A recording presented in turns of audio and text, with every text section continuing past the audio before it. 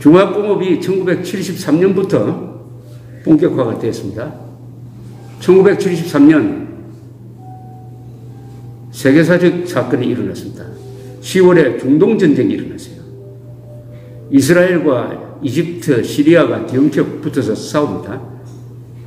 아랍 국가들이 석유를 무기화하기 시작합니다. 그래서 제1차 석유 쇼크가 옵니다. 당시에 한국은 석유를 전량 외국에서 수입하게 하고 있을 때고 석유값이 배럴당 2달러였어요.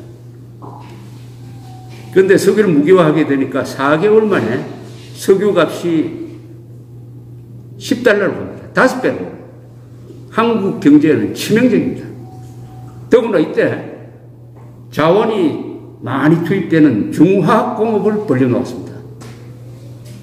이때 결정적인 위기가 왔어요. 다른 모든 나라는 벌려놓았던 사업을 다 축소했습니다. 박정희 대통령은 그냥 밀고 가세요.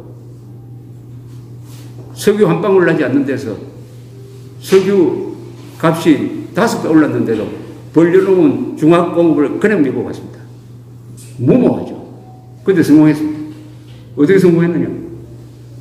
호랑이 굴로 들어갔죠. 석유 값이 4배로 5배로 오르니까 중동에 큰 건설 시장이 생겼습니다. 그래서 노동자들이 회사 단위로 나갔습니다. 중동 건설 시장에 진출할 때 우리가 인력을 보낸 게 아니에요. 회사가 나갔습니다.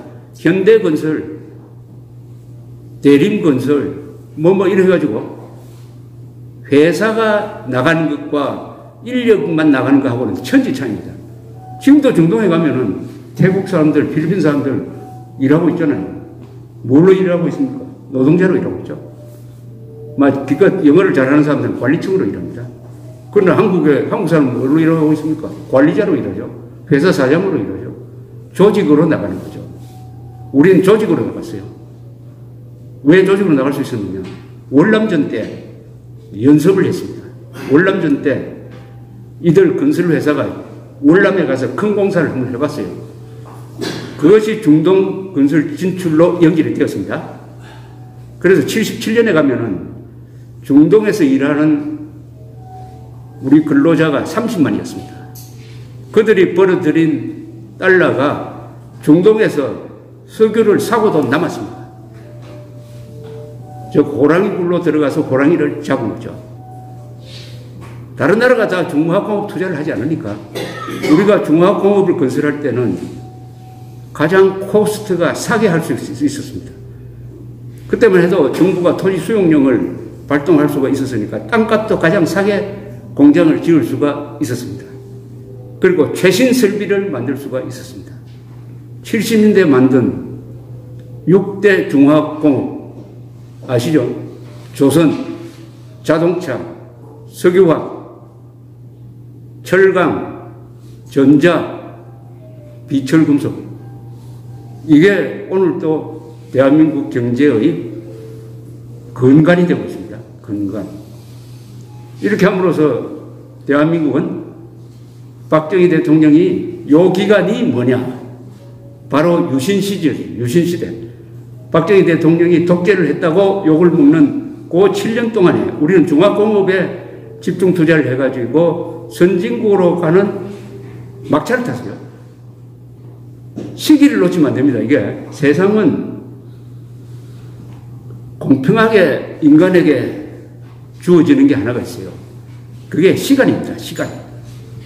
공간은 다 달라요. 그러나 시간만은 똑같아요. 모든 사람에게. 공간과 시간을 어떻게 연결하느냐. 그게 역사 아니겠어요. 시간을 잘 써야죠. 타이밍을 놓치면 안 되죠. 70년대 박정희 대통령이 4대강 유역 개발을 하지 않았으면 우리는 지금 물 부족 국가가 되었다. 그러면은 우리의 생활은 지금보다 좀 나빴겠죠. 점잖게 말해서 나빴겠죠. 댐 12개를 못 만들었으면 동시에 70년대 중화공업 건설의 찬스를 놓쳤으면 오늘 2019년 대한민국의 경제 수준은 잘했을 경우에 말레이시아와 태국 정도일 겁니다. 말레이시아와 태국 정도.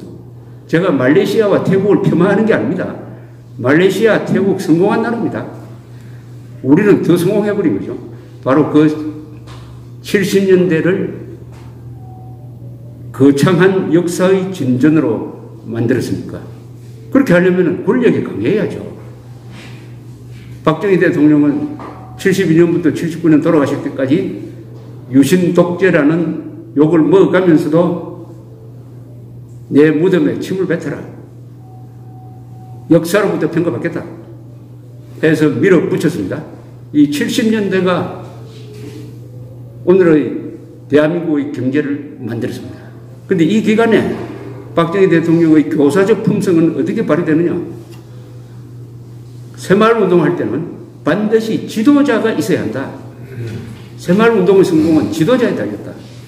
새마을운동 지도자 교육에 집중을 했습니다.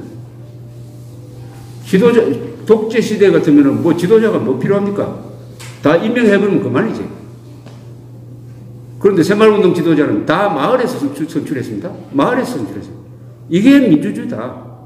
새마을운동은 진짜 민주주의 연습이다. 사실이죠. 지도자들. 그 다음에 중화공업은 어떻게 성공했느냐? 기능공 양성에서 성공했습니다. 중화공업에 들어가서 일할 수 있는 사람은 60년대 신발 공장, 섬유 공장에서 일하던 사람은 안 되는 거예요. 고급 엄청난 장비를 다루는 기능공을 어떻게 양성했느냐? 바로 많은 공업학교를 만들고 해서 그때 양성한 기능공이 전두환 시대 때까지 합치면 한 150만 명 된다고 합니다. 그 사람들을 사후에 추적, 20년 뒤에 어떻게 살고 있느냐 추적한 보고서가 있습니다. 유석춘 교수, 연세대학교 유석춘 교수의 보고에 의하면은 70년대 기능공으로, 80년대 기능공으로 들어갔던 사람들이 지금 어떻게 살고 있느냐? 20명을 상대로 했는데 전원 자녀들은 다 대학교 들어가요. 생활 수준은 중상층이다. 공부할 때는 하층이었지만 중상층이 됐습니다. 그 사람들의 상당수가 민노총이 됐습니다. 민노총이 앞장서가지고 박정희 대통령의 딸을 탄핵하는 데 앞장섰어요. 이 역사라는 게 이렇게 아주 이상한 방향을 흘러갑니다. 기능공 양성. 교사니까 가능한 거죠. 교사. 기능공 양성. 그 기능공들이 지금 세계에서 최고 봉급을 받는 노동자로 변모했습니다. 70년대 마이카 아파트 시대가 열렸습니다. 본격적으로 중산층이 커지는 거죠. 중산층. 지금 이상하게 여론조사를 하면요. 내가 중산층이라는 사람이 50%밖에 안 돼요.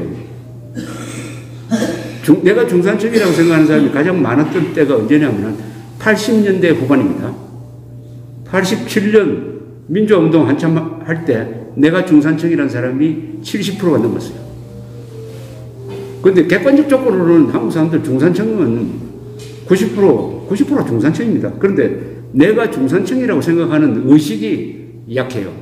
중산층으로 살면서 나는 하류층이다. 이렇게 생각하는 사람이 많아요. 이게 중요한 사회 불안 요인입니다.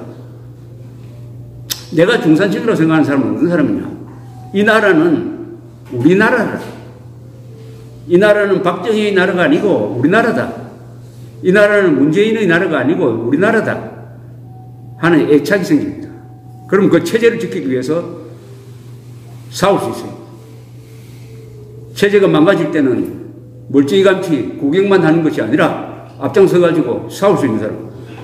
중산층이 최소한 60% 되어야 그 사회가 안정이 됩니다. 그런데 한국이 70%에서 50%로 떨어졌다는 것은 이 배로만 한다면 무게중심이 밑에 있어야 든든하게 풍랑을 견디는데 이게 올라갔다는 겁니다. 세월호처럼 무게중심이 올라가면 풍랑에 막 이렇게 흔들립니다. 그것은 못 살아서가 아닙니다. 중산층이 70%에서 50% 줄어든 것은 못 살아서가 아니고 양극화 선동을 해야 되니까 대한민국에 대한 자유민주주의에 대한 확신이 흔들리니까 방관자적 입장이 된다. 자기 나라라고 생각하지 않는 사람이 50% 이상이다. 막 그렇게 뭉뚱그려 이야기할 수도 있습니다. 박정희 대통령의 가장 큰 성과는 중산층을 만들어낸 겁니다. 중산층이 80년대 가면 더 커지죠. 또 이 중산층이 자유를 요구를 합니다. 중산층은 이제 배가 부르기 시작하면은 언론 자유, 선거의 자유 이렇게 해서 민주화로 가는 거죠. 민주화로. 그래서 경제 발전이 성공해야 반드시 민주화도 성공한다. 경제 발전에 실패한 나라에서 어디에 가서 민주주의를 만들 수 있느냐? 단 한 나라도 없죠. 세계에서 경제 발전에 실패했는데 민주주의 성공한 나라 있으면 꼭 오십시오. 단 한 나라라도 꼭 오십시오. 있습니까? 굶어 죽는데 민주주의 하는 나라 있습니까? 시리아처럼 내전 상태에서 자기들끼리 한 50만 명 죽이는 이런 나라에서 민주주의가 가능합니까? 전쟁이 있는 나라, 가난이 있는 나라에서 어디가 민주주의를 합니까? 그래서 박 대통령이 한 선건설 후 민주주의, 후 통일이다. 경제건설 먼저 해야 된다. 그래서 한국의 민주주의는 거리에서 싸운 사람들의 공도 있지만은 기본적으로는 이승만 자유민주주의 체제를 선언한 이승만, 박정희의 경제발전, 그래서 민주주의가 할 수 있는 기반을 만든 두 사람, 이승만, 박정희가 한국 민주주의의 어머니요, 아버지입니다. 민주주의 파괴자가 아닙니다. 한국 사람으로서 이승만, 박정희를 독재자로 부르는 것 이상의 불효, 불충이 없습니다. 이승만, 박정희가 파놓은 근사한 대한민국이라는 샘물을 마시면서 이 샘물을 누가 파느냐? 감사하지 않고 그 샘물에 침을 뱉으면서 나는 민주주의자다, 민주투사다. 당신들은 적폐다. 당신들은 불의의 시대를 살았던 사람이다. 이렇게 말하는 사람, 불효, 불충이죠. 불효, 불충. 음수사원이란 말이 있지 않습니까? 우물물을 마실 때는 그 우물을 판 사람을 생각해야 된다. 인간의 도리죠. 이게 인간의 도리입니다.